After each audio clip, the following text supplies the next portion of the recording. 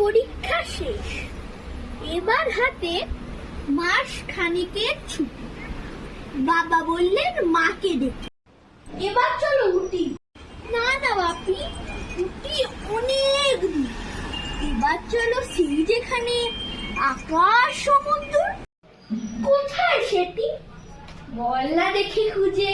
আমি বললাম বলতে পারি, এক্ষুনি চোখ বুঝে। হাওড়া থেকে লোকাল ট্রেনে মেচেদা নামলাম, সেখান থেকে বাস যাচ্ছে সিঁদুরডিয়া গ্রাম।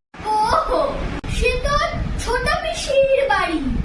আমি বললাম এই ছুটিতে সেখানে যেতে পারি। বাবা তখন মাকে ডাকলে, কই গো এসো, শোনো ওলার বাড়ি লম্বা ছুটি মানে নেই তো কোনো। যাক না, দু ভাই বোনে আসুক ঘুরে টুরে, ওদের দিকে ডেকে পাঠায় উকাই বোন ঘুরে।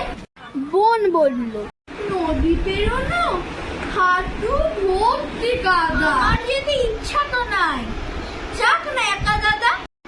ওরা যখন ছুটবে মাঠে পিন্টুও বন্ধুতে, আমি তখন থাকবো ডুবে ফেলুদার শঙ্কুতে। অনেক টানা পড়েন শেষে ট্রেনের পরে বাসে, নেমেই দেখি হলদি জলে মেঘেরা ভেসে আসে।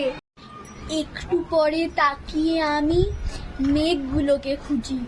ও মা, ওই তো রঙে রঙে দোল খেলেছে বুঝি। লঙ্কা জবার ঝোপটা গেল অন্ধকারের চেয়ে, ছড়া পড়ছে জোনাক পোকার ছোট্ট ছেলে মেয়ে।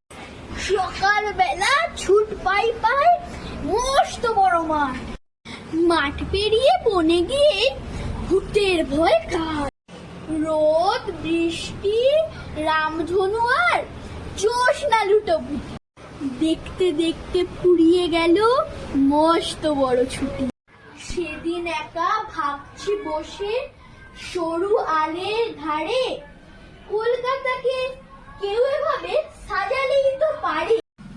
এমন সময় নবীন দাদু বলল ডেকে, কেউ তোতন নাকি, করছো কি ভাই, আমার বাড়ি যেও। আমি বললাম এবার যাবো সময় করে, টুকরো জ্যোৎস্নাতে আজ পকেট গেছে পুরো। কলকাতাতে অনেক আছে, অনেক ভুড়ি ভুড়ি, আকাশ তো নাই, তাই দুমুঠো আকাশ করি চুরি। আকাশ তো নাই, তাই দুমুঠো আকাশ করি চুরি।